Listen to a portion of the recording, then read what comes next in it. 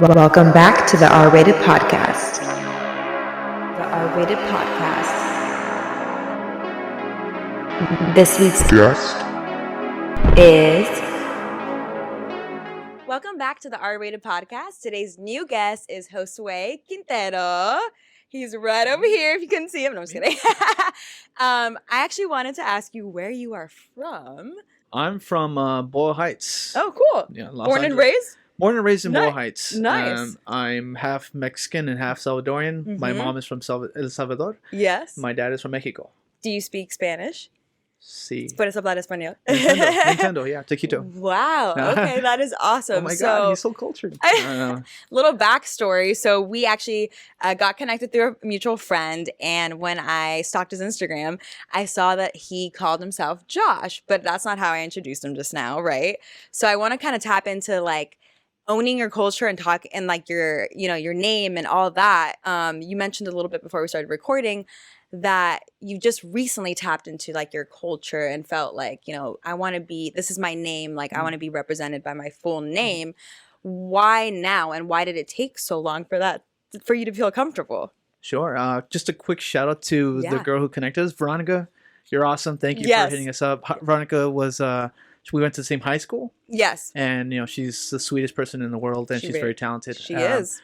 And, she just got engaged too. So I know. Oh my God. Yes. She's awesome. Congratulations. Thank you. Yeah, I guess with that, what was the question now? I was like, I'll say it again. No, I got it. So growing up, the name Josue, I felt like it was just something weird. And I felt like, I just felt like I was going to make fun of it just because it sounded Did you ever get picked on? Or did you just think you were going to get picked on? No, I think that I thought I was going to get picked on. Yeah. And mostly I always got picked on with the birthmark in my eye. It's a trademark now. No, it's you. I love it. It's me now, right? But yeah, I think ever since COVID hit, and COVID, I mean, I'm pretty sure you probably get this a lot when you're talking to people. Yeah. It's everything always starts in COVID. It kind of does, yeah. Right? I met this really good friend of mine. His name is Oliver. He was a commissioner of the city of Montebello at the time. And we got in touch with speaking about culture and what it means to us and the beauty of it. Right. And I fell in love with it again because I connected with my younger self. Yes. Thinking about like, hey, what was it all about? Having gotten asadas with my family, all the Hispanic traits to it. And with it came a lot of the stuff which I do now. But it made me fall in love with my name. And I'm always introducing myself as Josh and Josh and Josh. Yes, my wife says, how come you don't use your Hispanic name? Yeah. Like, I don't like it. And she just said to me one time, you're embracing this culture. Why don't you embrace your name? Like, it's beautiful. I think it's beautiful. She's not wrong. Thank you. But, oh man, yeah, she really encouraged me. And once again, like, now with my new titles coming up, I always introduce myself as Josue. And, if I'm preaching about what I'm preaching and if I'm talking about what I'm talking, if I stand what I stand for, yes, I will embrace my name. And I guess from that point on, I started labeling myself like directed by Josh Quintero. Love that. So you write, direct, produce, and you do photography. So you're the ultimate package filmmaker. What was your initial spark into the industry? Like, what was it, directing or was it photography? Ooh. It was directing, no matter what. Yeah, it was always directing. Photography was always a found passion. Okay. I never thought it would be like what it is now. Okay. It was just like I just stumbled upon it on my way to directing. I love how that works, though. That's awesome. It all comes to circle. Yeah. As all things. Yeah. So going back to 2002, there's this really cool movie about a guy who shoots webs from his hands. What movie is that? Right. Comment that. Nah. In 2002, Spider-Man 2 came out. And granted, I grew up with comic books. I grew up with those heroes and villains, and that's what I loved. I watched WWE, wrestling. That was the same thing. Heroes versus villains. Yes. Good guy always wins. Yeah. So I fell in love with that. But this movie, per se, was something that I was first excited for. My dad took me to the theaters. And every time we go to the theaters, we go pick out a toy, and I always buy that toy. And I was, Yeah. But when the DVD came out, I watched the the documentary and the behind the scenes and stuff at the end. We tell them like click for extra, or it's like deleted scenes or something. I'm like, what did they cut out? And then I just saw like Sam Raimi, and I didn't know who Sam Raimi was at the time. I saw him, and I'm like, what is he doing? I want to be that guy right there. And when it said Sam Raimi director, I'm like, he made the movie, and then his name was on the movie. His name was, and then every movie that came out after that I liked, or that my dad took me to go watch. I fell in love with, and I'm like, I want to do that forever. I want to do that for the rest of my life. Wow. So yeah, that was the spark of it. Wow. So you knew at a young age that you wanted to do this. Yeah, I never. I mean, I wanted to be a pro wrestler at first, and then I wanted to be a baseball player, but that never worked out. I never had a good arm, but I just thought, like, hey, I love telling stories, and I love playing make believe. So how long after having that first spark did you pursue, the industry or directing, like after high school or college? Professionally, I want to say right after college, because right after high school, we went straight into LA Film School, and it was a year-long course, and how was that? It was different. It was like, be honest. Well, I mean, if I had to be honest, and I never want to say anything negative, right? And I don't like speaking negative on anybody or anything, but this was very odd to me, and it wasn't what I thought it was going to be. And I felt during this whole year, I thought I was learning a lot, right? And it wasn't until I had my first set, I went into my first set, and I found out that everything I learned from LA Film School did not land onto the set, because I'm here talking about this and that, and I'm the green light process, all this stuff, and I go into the set and I'm like, where the heck is everything else like that? Where is this and that? The one thing that did stick were the people, though. And like I said, don't want to talk around anything. Don't want to talk bad. But like you were able to make relationships from that program, but maybe not. Yeah, I made a couple friends. Chris Warren, Daniel, Buenaflor, Yatzin Solano, Pamela Barahona, and Armando Martinez. Yeah, nice, so those guys, it's cool to, I still have Facebook. Facebook was good at the time. I still see them, and they're out and about, they're spread around the world, and it's always good to kind of see whenever they post. But yeah, to the people that I had in my class, they were a lot older than I was. So it was me, Daniel, and like two other people that were the same age. Okay. We stuck together, and everyone else felt like they could have been like my dad or something. Yeah, I get that. Like, film school is very spread out. Like, it's all ages, really. Like, I was on the younger side, too, when I started the program. When'd you start? I actually started in 2017. I transferred from community college, and I graduated in the middle of the pandemic, May 2020. So it's already been, like, 3 years, though. Yeah. But yeah, I kind of felt like, not to talk bad on any film schools, I learned a lot from my film school as well, but I felt like the program didn't have to be 3 years. It could have been like done in a year and a half. Oh yeah. I felt like they kind of dragged it out just to get that extra like check. Yeah, but I'm here agree. to speak my truth. Like, I'm not going to sit on the podcast and like bullshit people and be like, yeah, go to film school, spend $100K like for 3 years when you don't really need to. Yeah, and luckily, like, I had a few people reach out to me saying like, hey, how was LA Film? And I'm like, don't go. Yeah. Like, hey, if you are serious about this, the best advice I could give you is just be dedicated, work, and if you want to work on set, come to my set. That's very nice of you. I like, come. It's okay if you don't know anything. If you're intimidated, it's okay. Yeah. Just come and just shadow this person. I had like 2 people only come and actually take that offer on, which is cool. I would have taken that opportunity right away. Like, not a lot of people always offer that, so that's very nice. Which is shocking to me. It's that's the one part of the industry that I don't like, is the egos, and it's just like, hey, what's mine is mine. Right. No, there's enough deal with food. That. Yeah. There's enough food for everyone, all of us to eat. Yes. And there's enough for us to. I mean, I don't want you to ever not make a movie. Yeah, that's just petty also behavior, and like it's like jealousy. Like, that's weird for you to, like, it's not just me. I feel like that's also not a good quality or trait to have if you're working in the industry, because it's such a collaborative team job, like, you can't make a movie by yourself. So if it's just like me, it's like it's not the best way to go about things. What was the first project that you directed? Was it during film school or after film school? After film school. Okay. What was it? Oh man. I know, and I guess your fans who are filmmakers, when they get asked that question, they're like, oh no. Yeah. No, there's I'm like, I think back to the first movie I directed, and I was like, there's some things I would change, Yeah. you know, but I feel like I could always go back and nitpick stuff. Sure. I mean, that's just the artist in all of us, you know. But the first film was this clown movie that I made, and I got inspired by it. I was gonna say a scary clown movie. Yeah. Okay. So I saw it with a couple of friends, and I'm like, I want to do that. Like that would be my first film. Yeah. And we ended up making this title called Buddy the Clown, and it is just a very not even goosebump level. It's like below goosebump level. It's like something you tell like a 5-year-old. You know, like, hey, if you behave, like, hey, there was this clown named Buddy, and he kills people. Yeah, that would terrify me. Like, oh my god. Oh man, the nervousness, the sheer anxiety that I was feeling leading up to that day was beyond. Because I'm like, I don't ever want to tell people what to do, but I know this job requires that, so I got to get out of my head and just do what I got to do. Yes. And when I got it done, I premiered it at in my city that I love, you know, which is city of Montebello.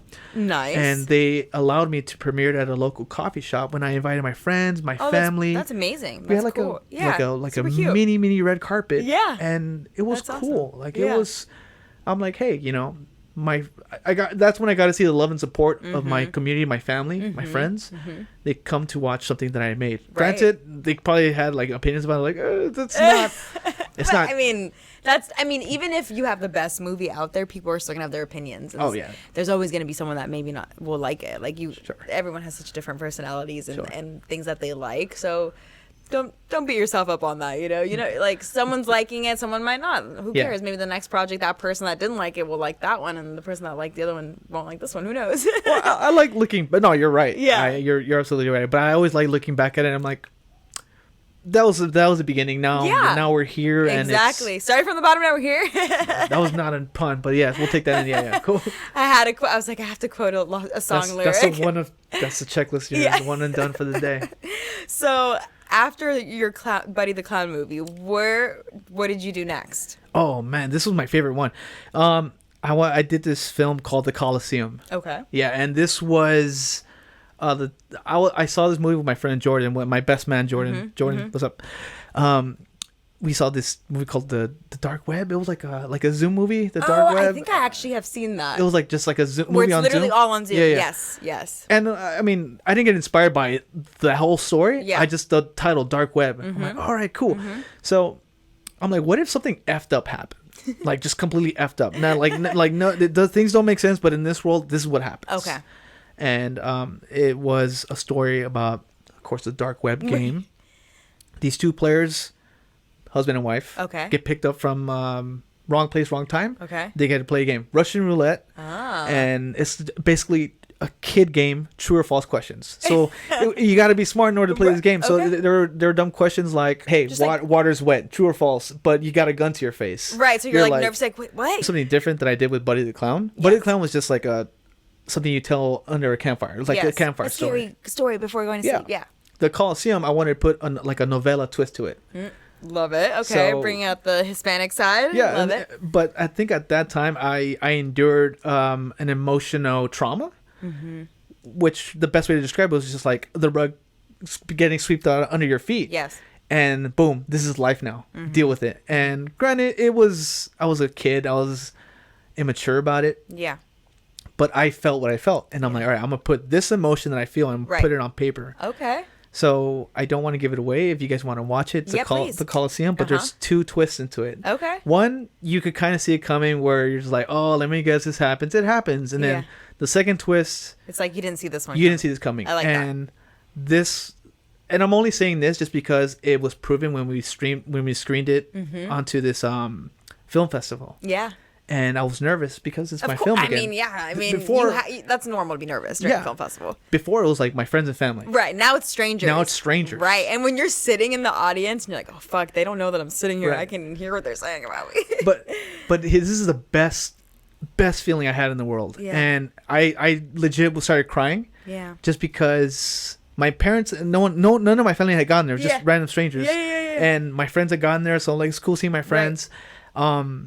But maybe a film right before mine played, my uncle shows up, my mom, my brother, my sister, everyone shows up. So I'm like, yes, you know, they're like, yes, you know, my dad shows up too. And then they play my movie and my heart just like drops. Boom, boom, boom. Exactly. Yeah. But the first twist happens, they're like, oh, yeah. Second twist happens, everyone in the crowd, wow, like they explode. Like they totally reacted. Yes. And that's such a good feeling. It was, I can't tell you, like if you ever experience that feeling as an artist, you know what I'm talking about. Yeah, it's a good feeling. It's the best feeling in the world. And the movie ends the way it ends on a cliffhanger. And when it ends, people are like, WTF, screaming. They're like, what? And I'm like, that was the best experience. And at the end of the credits, it was like everyone started clapping. Oh my God. And I was like, there was 2 films in that film festival that were super high budget, like high quality. That doesn't always mean though that it's going to be better. No, but it was so intimidating for me. I know. I actually learned that during film school because like in film school, at LA, I think it's like the same in LA Film School too, right? Where you have to put your own money into the film, right? Yeah. Okay. It was just like I'm like, oh, more. Yeah, exactly. Yeah. So like I had like I had a budget, but I was also in class with people who had a lot of rich parents or like bigger budgets. So I was like, in a class, and they'd be like, oh yeah, like I spent $35K on this short film, and I'm just here like nothing much. Okay. The way they say it's so insulting. But the thing is, it wasn't always used correctly. Like, they would be splurging on things that, like, you didn't really need to. And then, like, by the time it got to post-production, they, like, ran out of money. Yeah, like, you're right. You're absolutely right. And that's a lesson that I learned that day. That day, yeah. And what was best is that I actually won the award. Wow! For best short. Best film? Best film, yeah. That is so cool. It was the most... So that was, like, the validation... that I never thought I ever wanted. But like when you get it, you're like, holy shit, it feels nice, right? It feels amazing. And my family got to see that. Yeah. And it was like emotional. Yeah. Because, Hispanics, and like I said, don't want to talk bad about my family, but when I say, hey, I'm going to go do films. Yeah. He doesn't necessarily scream out, hey, you're going to make money. $1 million the first film you do. It's like, mijo, really? Do you really want to do Yeah. Like you don't want to do this kind of job. And I battled that. Right. And just to come home with this trophy and say like, hey, look guys, this works. This could work for me. Mm-hmm. But I still, after that didn't launch my career. Mm-hmm. I still worked 3 jobs at the time, and I still. What were you working? I worked at this little Japanese store called Daiso Japan. Cool. Yeah. No. Yeah. They have great stuff. $50 stuff. Like the best thing. But are you working these jobs to support your film career? Like, are you putting the money were you putting the money aside to like fund your films, or was it to pay rent? Like, because I like to keep it really real about like what it's like starting off in this industry because obviously like when you watch TV shows and movies, like these are all very big budget productions, and like I've also worked on very big studio stuff, and I've also worked on freelance my own stuff, like indie stuff. So there's such a difference, and I feel like not everyone knows like that it's not all just like big budget stuff. Like it's not always these like crazy elaborate sets. Like you kind of build your way up, but it's also not easy to build your way up. There's no there's no clear path. And I just want to pick your brain a little bit like on what you're doing and like how you're like getting your way in, because like everyone's path is so different. It's man, I was a knucklehead. Okay. I was immature. I spent my money wrong. It was like, hey, I want to make the Coliseum, I want to make a film. I want to make it at the end of the month. Cool, I'm gonna start saving now. I have a month to save now. It was like that. Man, it was it's like trial and error. Like you have to like you're like, okay, maybe I shouldn't wait a month or like give it a month to like save up a whole budget, right? But you learn after you're like, oh fuck, this wasn't how I wanted to. So when I made that film, it was like late 2018, early 2019. So I was still working those dead end jobs.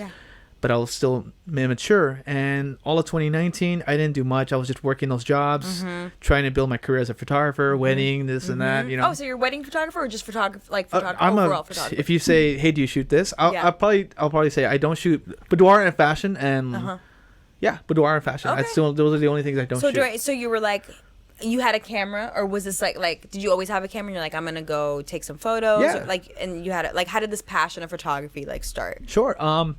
In my city, the city of Montebello, we have this park and we do Little League baseball. And in my head is like, camera equals YouTube equals movies equals money. Yeah. And that was my level. If you could tell, that was my level of intelligence as far as the industry goes at that time. Yeah. So what I did was I bought the camera and I took it to my cousin's game. Yeah. Took photos. They're very crummy. Yeah. The video, they're very crummy. Walking out with it, the camera, walking out with it during in the public, people see it and they ask me, do you do weddings? Do you do quinceañeras? And oh, that's awesome. In my head, it's like camera plus wedding equals cha-ching. And quinceañera, ka-ching, ka-ching. But like I said, I did not know. Hey, fake it till you make it. No. So fake it till you make it. Yes. And then you show up and you're like, I've never done them. I'm just kidding. So I did a cardinal sin right before you even know. So I said yes. They asked me how much you charge, and right there and then I said $300. $300 to me was the most I've ever made in my life. That's a steal. Yeah, and I didn't know. Like, I would have hired you at that spot. You know what I did though? I said $300. They're like, "Cool, we'll hire you." And I walk away. I'm like, sucker. But and they probably walked like, sucker. Yeah. They probably did, and that's. But I rode into the quinceañeras at wedding with a camera Canon T5. Yeah. The McDonald's level of cameras. And I had like 3 batteries, 2 kit lenses, and I'm doing photos and video. So I'm switching off back and forth. And how did it turn out? By the skin of my teeth, I just made it. I remember I was stressing, I was sweating galore. Like, thank goodness. It was crazy. And I started clicking. I'm like, hey, 1 camera does not work. Maybe 2 cameras. Bought another camera. And what'd you buy now? Canon 70D from my friend Scott at the time. Okay. And I was working under this guy who was kind of helping me. Yeah. And he kind of like, it was kind of hard to say about this guy. It was like he kind of taught me, but it's more just like, do this, put that stand there, and I'm like, okay, cool. And I'll just watch what he do. So from there, I'm like, okay, this equals that. Yeah. Just learning as I'm watching him, just shadowing, just being a shadow. And eventually I reach out, do cold calls. Hey, I'll shoot your headshots. Doing $50 headshots. Nice. Doing $50 this. Hey, community of Montebello, I'm doing graduation shoots. So a lot of it was just trial and error. So you're putting yourself out there. I was forcibly inserting myself into people's homes with Facebook. No, but that's amazing. That's honestly a good way to do it. So yeah, I've been doing that. Not to the extent where I'm at now. Yeah. But 2020 hits. Yeah. Yes. So 2020 hits. I got fired from JCPenney. I quit Daiso Japan. Yeah. And I got fired from this mentor thing that I was under. So I got fired. Well, everybody, like so many people lost their jobs in 2020 because COVID, like they didn't need all these employees. So it was a tough time. Yeah, I know. So at that time, I thought like, all right, I got to put my 2 cameras away and they're going to be in the backpack collecting dust forever because I don't know what's going to happen. So immediately I just got a job at Vaughn's. Okay. And it was the craziest thing to experience because I worked customer service. I was leaving Daiso Japan, JCPenney, but this is like grocery service. So I'm in my head, I'm like, my ego was kind of getting to me, and I'm like, dude, I taking headshots. I'm a director. I produce this movie, and I'm sweeping floors. I'm bagging groceries. But I'm in my head, I'm like, no, you have it a lot better than anyone else does. Shut up. It kind of got around to me, and you know. I was the worst employee ever. So the first 2 months of COVID, I was a good employee. After that, I was bad because when they had me cleaning carts, I would clean the carts, wipe them down, right? And then when when everybody was paranoid about like, I was wiping down my groceries too. I was very bad, and I'm sorry, guys. I'm sorry. I didn't want to be there. I just wanted to collect a check and go home. But in my head, I think one night clicked because I was talking to, my girlfriend at the time, which is Eliza, now my wife. She came over and we're just hanging out, and once again, not a bad play, but this is something that kind of clicked in my head. So I bought GVM lights and I asked her, I'm like, hey, do you think I can make it in this industry? And just because COVID was happening around, she's like, don't know. And something inside me hurt because I'm like, you're my girl. You're supposed to say yes. Support me, believe in me. But she's telling me the honest truth where she doesn't know because she sees me not putting an effort into what I'm doing. She sees me just collecting money and just putting it in my pocket. That is it. So what am I doing with my life? So that night, I remember clearly my brother wanted to play Left 4 Dead. And I told him, like, I just need this time to kind of like think. Yeah. Put on headphones. I just started thinking, and I decided to wake up at 4 the next morning and to work out in our garage at the time. Yeah. So I worked out, came back in, and I started writing goals into my notepad. I'm like, you'll spend an hour on YouTube researching this. Yes. An hour on YouTube doing this, and then you can do cold calls here.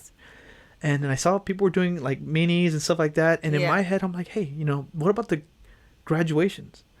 My sister was talking to me about some of her senior friends who were like not going to graduate and how bad she was feeling about it. Yeah. So I decided to reach out to this guy named Oliver, who I mentioned before. Yes. I didn't know him at the time. I knew who he was. I reached out to him and I said, hey, I want to donate my services to these kids.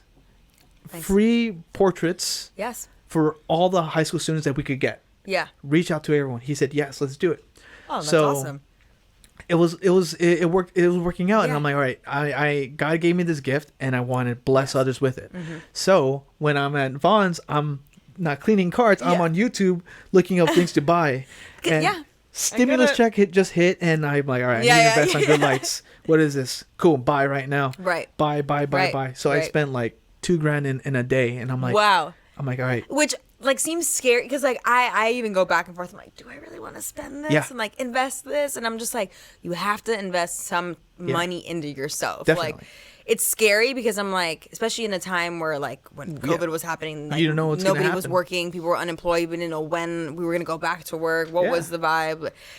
Yeah, like I was just like, is it worth it? And like that's how I even like with the podcast, I was like, I'm not on set. Like I should do the podcast and start something. But I was so nervous because like I've never like podcast in my life. Like what the fuck am I doing? I you know what? I felt the exact same thing. But what I told myself I had nothing to lose, and I only have Plan A. I don't have Plan B.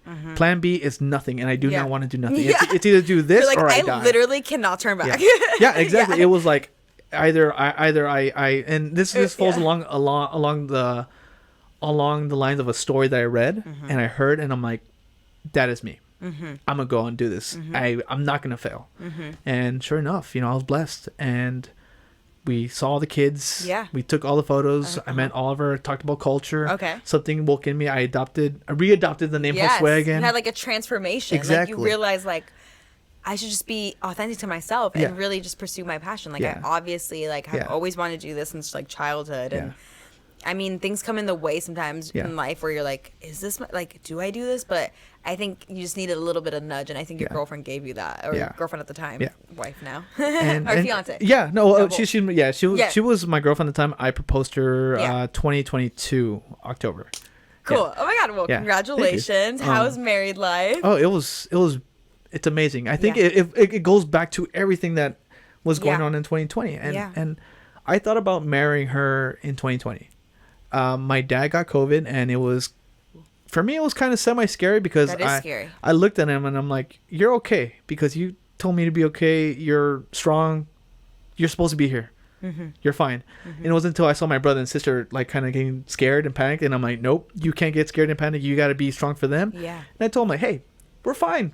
We're fine. Let's just go back into the house. Yeah. Let's watch movies. Let's have a good time. And you know, I'm honored to have been strong like that and not worried because in the back of my mind I was like freaking out. I was like, dude, like I can't show holy crap, you know? Yeah, no, it was very scary, especially like when the first cases and even before like the vaccine, people were so unsure and it was like people were getting hospitalized. There was not enough beds. Like it was terrifying. It was, but you know, I couldn't tell anybody that. I couldn't tell my mom. I couldn't tell my brother or sister that I'm like kind of freaking out. So my wife Eliza, my girlfriend at the time, she comes in, and I bought a ukulele to kind of practice, and I sucked at it. So she got it, and she's got the sweetest voice in the world. You know, she sings. Yeah. So at one time I was shaking and I was like struggling with anxiety, and so I started shaking and I couldn't breathe. And what she did was just the sweetest thing in the world. She started singing, and it was, you know, it was beautiful. It was she was God. So I love it. Her beautiful voice kind of eased me down and you know, made the world bearable. And I knew that I didn't want to live another day Without her. Yeah, without her. So that's so beautiful. You know, and I knew it right there. I'm like, I want to marry this woman. I want to marry her and make her mine now. Yeah. But I think at that time I was like getting a lot more serious about what I want to do, and I'm like, wait, before I marry this woman, I got to be on my feet and doing this full time. Yeah. So I strapped up my boots, and I still worked at Vaughn's, but I was getting gigs left and right from just photography, and I grounded up a lot of money. I had money on the side, cash, just putting it on the side. You're saving it. And I was, my friend Scott was teaching me how to use his camera, like doing cinematic stuff. Yeah. And I was like, okay, cool. Put it on the cart. Put a Panasonic GH5S, small rig cage, HD monitor, 120D, softbox, tripod, everything in the cart. It ran out to be like $4 grand plus. Wow. Right? And I looked at it and I was like, all right. Scary, yeah, right? Yeah. Like, $4 grand. And I did it at Vaughn's too. I did it at Vaughn's, and you're like, I'm literally working. Yeah. So I was on my 35th minute on my 15-minute break, and I looked in the locker. 35th minute, my 15-minute break. I was that kind of employee. Yeah. So you're like my second lunch. Yeah, dude. Oh man, there's not enough time in the podcast to tell you all the stories that I did, but so I looked in my locker. I looked at it, pay, boom. And I walked away. You're like, I'm not gonna look at. I didn't have I didn't have an iWatch. I didn't have everything. So it was all there, and I'm like, okay, I bought it. Cool, you know. And when it came in, I did the same thing for the photography. Hey, do you want to do some videos? Do you want to do some videos? I could do some videos for you. This and that. And then before you know it, like, you know, I was booked enough to where I was going to Vaughn's late, or I'm like, hey, I have to call off real bad. I had to call off. I'm sick, you know, because I have a gig. Like when you're like saying all these things, and I'm like, I totally get it. Like wanting to be hired full time as like a director or a photographer, like whatever it is, it's not always that easy. You do have to build that like clientele or get your name out there. But I really respect that you know, you offered these free services, but then it came back like full circle where like it was like, oh, this guy knows what he's doing. All right. Yeah. It was free. Like now I like Arbor Firm and like, you know, that's how you get clients. That's literally how it works. And for me, it was like, I got to build a relationship first before I start charging. And I did. And I think at that time I was still working at Vaughn's. I was still doing my gigs on the side. And I'm like, I want to make a movie now. Speaking of culture, I was still talking to Oliver, and I'm like, the beauty of culture, the beauty of the Hispanic culture. And the one thing I love about it when I was a kid were those campfire stories. So you wanted to do like a scary story about like maybe something surrounding the Mexican or Latin culture. Yeah. So can you tell me about that? What was that for you? Oh man, it was. So I had a list. I'm like, Chupacabra. I had a list. Did you just watch the new movie on Netflix? Yeah. I haven't. No. It was cute. It's very like. It's definitely a kid movie, like fantasy, but like I low-key love kid movies, honestly. Like I'm a kid at heart. I like the movie Soul. You know, Soul great. They're just not pull on your heartstrings. Oh no, it's a little bit of nostalgia, but going to the Chupacabra, I looked at like La Lechuza, La Brujas, all that stuff, right? Yeah. And I remember my high school friends who would be hanging out at someone's house at 3 a.m. and would be like, hey, remember that story with this and that? And I'm like, hey, George, tell us the story about the La Llorona, how you and your brother kind of saw her. Yeah. So he tells me the story, and I'm like, what is like the full story? Because like I only kind of know a little bit of the backstory. Like I feel like my family never really told me a story because they're like afraid of like ghosts and spirits. So like tell us for the people who wouldn't know the story. You and my mom too. Like, you know, my mom's a little afraid of that stuff. Yeah. So there's different translations of it. Okay. So there is a young woman at the time in a small Mexican village named Maria who marries this, different translations, a rich man. Okay. So this is my translation from the one I read, and I'm like, okay, I'm seeing this. Okay. Marries a rich man. Okay. They have a family. She's beautiful. She's got everything she wants. She got 2 kids, but the guy decides to have an affair with a younger woman. She gets enraged with pure white anger, and she ends up killing her kids, drowning her kids in a river, and you know, she dies from like the rage. Does she kill herself, or does she just? Different translations say that she kills herself. She drowns herself in the same river. Oh, okay. Different legends, she just lives a full life, and then she eventually becomes this entity. Okay. But I like to say that she drowned herself in the river because it seems a little bit more plausible. Right. But yeah, we went with that one, and I when I knew the story, I wanted to do it differently. You know, people would say it differently. The Conjuring universe didn't do it justice. Yes. It was just jump scare, and I'm like, okay, I don't want to do jump scares. And that's not a good formula for a scary movie. Like, I feel like we saw that a lot, like, or we've been seeing that a lot. Like, it's just like, okay, throw a jump scare here, throw one there. Like, let's see if we can just be like, like, and I don't know. I'm like, I need story. I think that's what was, like, kind of upsetting me with, like, certain thriller, scary movies that I was watching. I was like, it's just jump scare. It's just to, like, literally get the audience to go. But it's like, when I leave the theater, I don't think about the movie at all. Oh, yeah. I feel like the actual storyline is not there. I don't feel attached to the characters. Yeah. So, like, to me, I was like, if I ever write a scary movie, like, I want you to, like, be so attached to these characters that, like, it actually affects you if the main character or this person dies, and not like, oh yeah, it's another slasher movie, like they got stabbed, or that is a challenge when you're doing a short film. It is. So approaching it, I'm like, all right, I know what my monster is. I know what story I want to tell, and at this time something happened to my well, not this time, but something happened to my family recently where it was very tragic. We lost my uncle. I'm so sorry. It's okay, you know, he was a believer, and he's with the Lord right now. My aunt, she's such a strong woman too. She's raising this wonderful her wonderful daughter, Marisa. She's such an angel, and she's so smart, man. Like, I can't tell you how much I can't tell you how proud I am of her just growing up so strong. I love that. So seeing that tragedy, I based it off a little on her. Okay. And I based it off my emotion, and I based it off this creature. I'm like, everyone always, you know, makes her a monster. I'm like, yes, what she did was very gruesome, right? But there's always a redemption. There's always something that you can be redeemed. So I'm like, all right, let's approach it that way. I want to humanize her a little bit. Oh wow, that's interesting. So it was a different take. Because you would think, like, what a horrible person would drown their own children, right? But you're actually giving it a little bit of a redemption story, and I'm basing it off this mother who has a sick daughter, and you know, over time she loses her husband suddenly in this film, very suddenly. And eventually her daughter gives into this illness. So she loses everything. Yeah. And basing it off of myself, she almost takes her life. Wow. But if it wasn't for the Llorona kind of saving her, and if you see the movie, it will make sense to you. I would love to see the movie. Where could I watch it? You could watch it on YouTube right now. Oh, great. Link in the description. We'll check it out. But yeah, so I'm not giving too much away, but I already. But eventually La Llorona shows her family in this new dimension, saying like, hey, your family's okay, they're in a better place right now. Okay, you got to know that they're okay. I'm a grieving mother too. I can relate to you too. Your family's okay.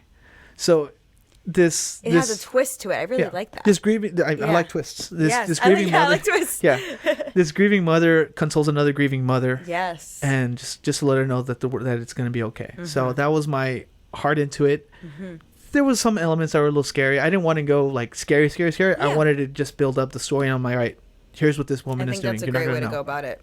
But that was the whole story, and like just hearing you talk about it, I'm like, I'm actually interested to watch it. You know, like, because like I said, I love scary movies, but I feel like it's all just been jump scares. So that I'm like, oh, that actually sounds interesting. Like, especially with a twist on it, because I know I'm familiar with the story too. So I was curious to see like how your take on it, you know, and like your take versus a, I guess, major studio, you know, that has like a chain of like a ton of other scary movies. Yeah, and but I think on this set was so special because I met a bunch of great people who helped me. Wow. And it, like, man, when I reached out to these people just to make this film, I said, hey, let's make this film, let's do it. And I was working at Vaughn's at the time, and I think in the middle, before production, I quit. So I had a bunch of money in my hands, and we made it. I met one of my good friends, Mike. There, he's one of my sound guys, right? He's the only sound guy. Yeah. When you work well with people, it's like you want to stick to that. Yeah, my friend Scott, one of my best friends, Scott. He was my DP. My friend Juan, my friend Chris. Nice. Everybody in there was like they all came together. Yeah, to, like, make this. My other high school friend Tyler. Yeah. She was right there doing makeup, and the makeup they did was amazing on it. It blew me away. Yeah. But man, like it took a team, and at the end of the day, I was able to pay all of them, and it was so cool to do that. Like it was, I felt like I was on top of the world. And oh man, we started at 7 a.m. We finished at 11 p.m. I was so tired, but when I came home, when I came home, my brother was playing online. He's like, how'd it go? I'm like, it went well. I popped the beer open. I sat on my couch and I'm like, that was awesome. Yes. So I finished my day like that. That was amazing. So cool. That's amazing. And did you submit it to film festivals? I did. How did it do? It did very, very well. It was so cool. I mean, you can't really do anything because COVID was still a thing. Right. So I just submit it, and they're like, congratulations, you win this. I'm like, cool, here's a laurel. That is awesome. And like, we won a bunch of stuff, and it had a really good run in for 2021. We won Best Short. Hell yeah. Two times. I want to say 2 times. Did that open up more like job opportunities, like with directing, like people hiring as a director? Like, do you feel like you're finally reaching that point where people are hiring you full time as a director? You know, it's funny because now I'm really leaning into DP work right now. Really? Okay, you're switching it up on me. Well, I'm sorry. No, you're like, by the way, I also DP. Well, I DP all of my stuff right now. I'm DPing, directing, and producing my series right now. Oh, cool. Series? Yeah. What's the series on? If you can talk about it. Yeah, I could definitely talk about it. It's called Gritos de la Tierra. Okay. Translation is called Screams of the Earth. I had this idea for a very, very long time, and I'm talking about even before the Coliseum. It's an anthology series mixed between Twilight Zone, Goosebumps, and folklore around the world. That is really cool. Yeah. I actually am very interested in that. And when are you? So how's that coming together? Like, did you already write the series? Are you in like pre-production? Like, where are you at right now? I'm currently we're gonna finish up episode 1 on May 9th. Nice. And we're gonna try and get a budget going mid-June, and we're gonna film the rest of the 3 episodes later on. So I am currently in that stage right now. So we wrote all four episodes. One is, so the first one is like an original piece. Yeah. The second one, I'm bringing La Llorona back. Very cool. The third one, I was gonna put it on El Cucuy, but the third and the fourth episode kind of look the same. So I'm like, okay, no, I really have to change it because I value the fourth episode more. Okay. So the 3 episodes are based on stories, but the fourth one is based on an actual story. Oh. And it was told to me by one of my friends from high school, and it was probably the scariest story I've ever heard. And I want to do it justice. Okay. Because it scared a bunch of big 25-year-old men to going home. I want to hear this story. Together. I could definitely tell you. Maybe just give me a log line or something, because that way it'll stay mysterious for when you do it. All right. So Mexico. A lot of things happen in Mexico, especially. It seems like it, huh?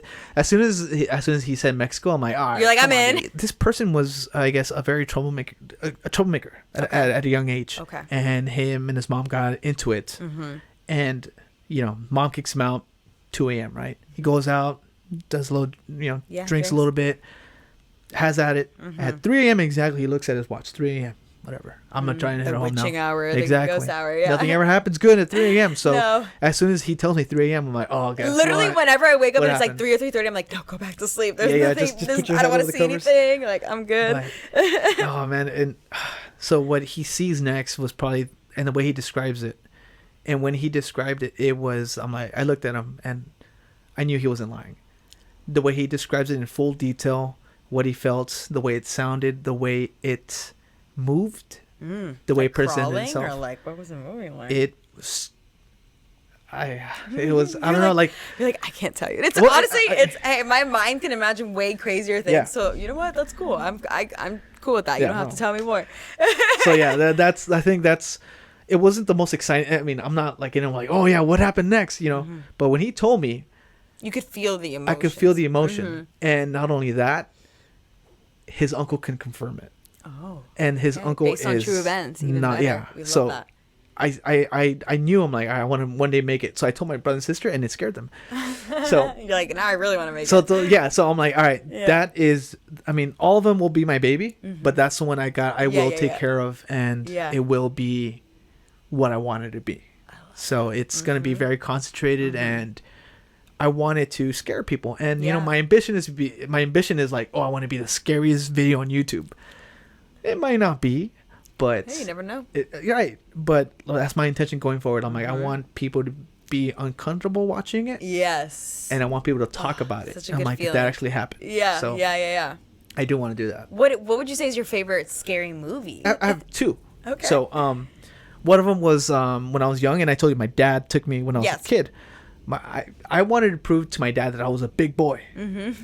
And there's a movie called Signs. Oh, okay. Yes. And I'm like, I could watch that. Yeah. I got this. Yes. So my aunt, who was right next to me, we were watching it, and that creepy part, you know which part I'm talking about.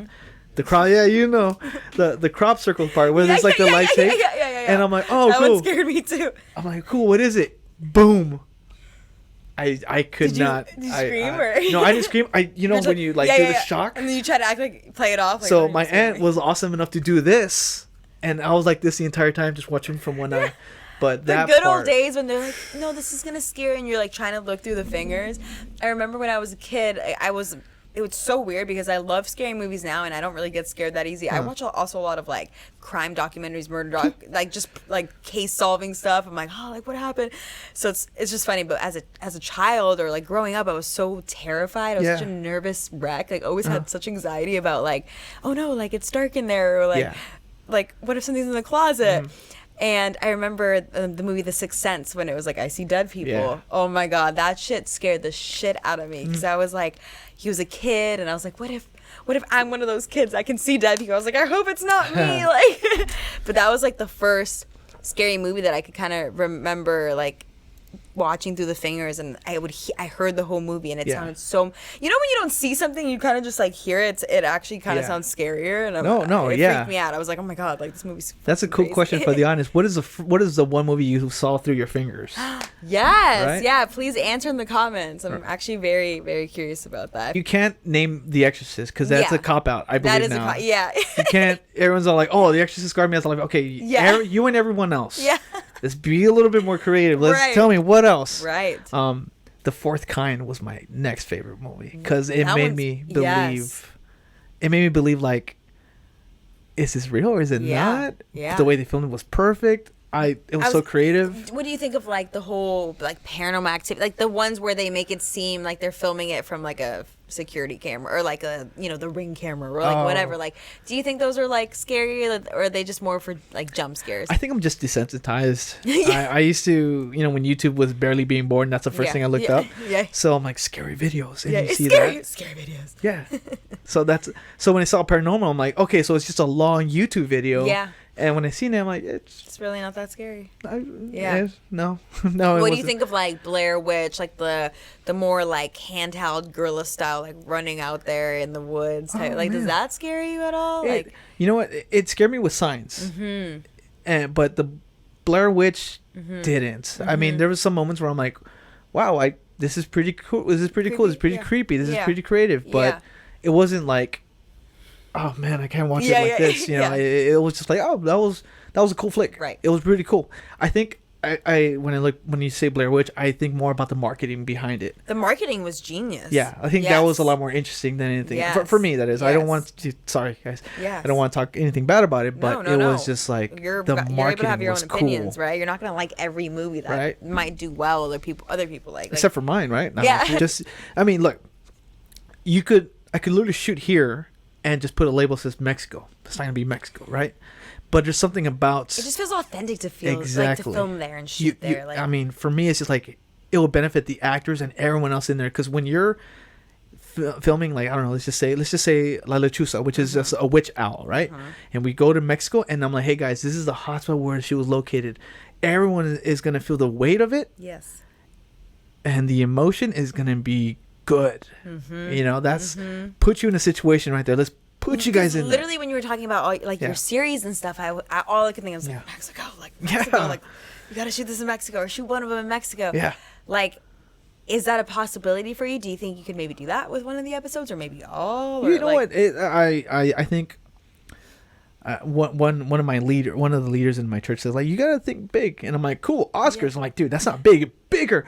So I'm like, you know what? I'm not gonna discount myself. I will say, I think all of them. If it's the God's will, then hey, then let's do it. Let's do it. And, the purpose of these sets is not only just tell a scary story, it's just tell a cool story, and even have like beginner filmmakers come and work on it. Because our group, we're so. We want new filmmakers to come in and experience like what a good set looks like.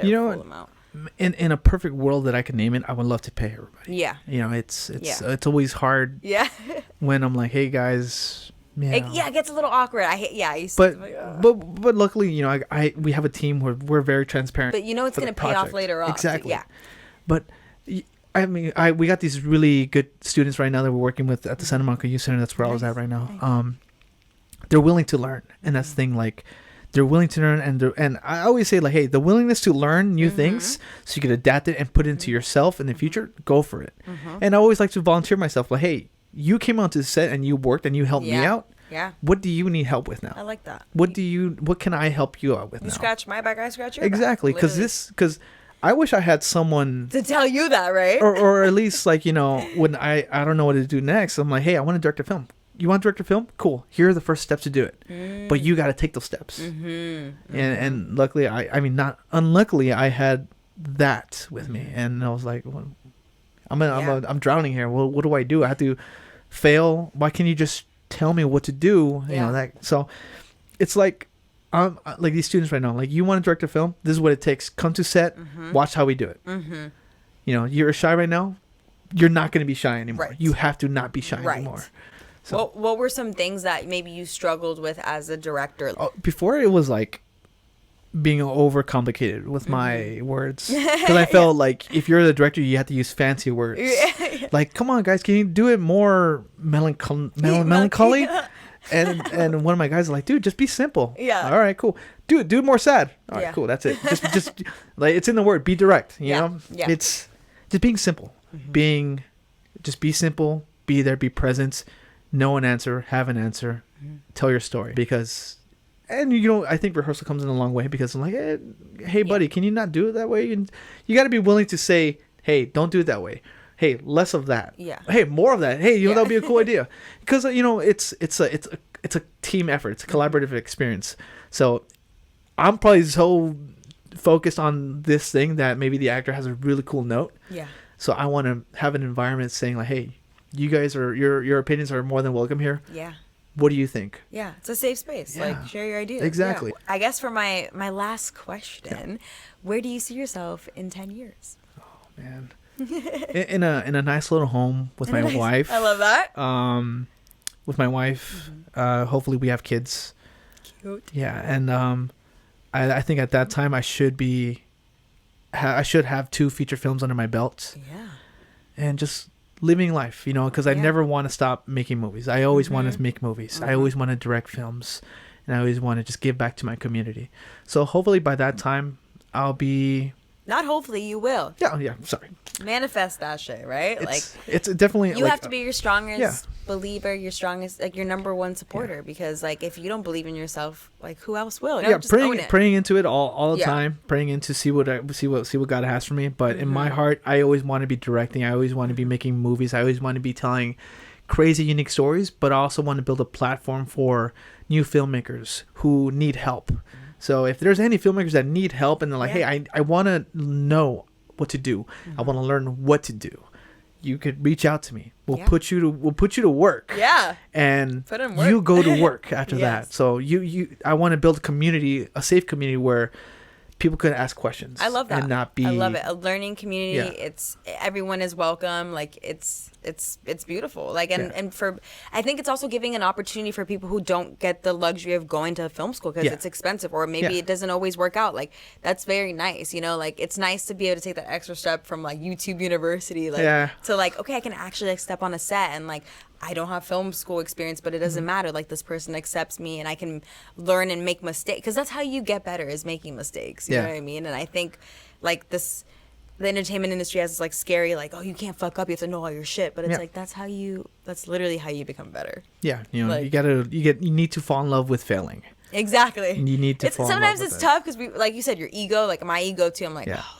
But I think if you put that aside and you really remember, like, okay, I'm doing this because I'm passionate and this is something I love, and, like, I way rather be doing this than anything else, and it's all worth it. Definitely all worth it. At the end of it, when you're, like, so discouraged from a long day, when you feel like you don't have enough money, when you feel like you aren't good enough to do this, and when you feel like this isn't it, just keep pushing forward and just know that at the end of the day, when you're name is on the end credits, it's all worth it. It's all worth it. Yeah, yeah. No amount of money can buy a second of time. So just use your time wisely. Yeah. Learn new things. That's a very good thing to say. Not as wow. Well, when you say it like that, I'm like, oh shit, yeah. Any amount of money can buy a second of time. Yeah, I stole it from from a guy who saved the universe. Wow. Yeah. I'm like, is that going to be the episode title? Like, I don't know. People who know. Yeah, if you know, you know. Well, for the people to watch your stuff and follow, where can we find your stuff if you want to throw it out? Yeah, you guys could follow me on my personal Instagram. It's Josh the Director. If you guys need any help, please reach out. I'm an open book. You can find my films on YouTube, 720 Productions. Cool. But yeah, that's it. Awesome. Well, thank you so much for coming on. It was so great talking to you, and I can't wait to see everything that you do. And thank you guys. I'll see you guys next week. Bye. Peace out. That was so cool. Yeah. That was really cool. I never got to experience that ever, and it was so cool experiencing that.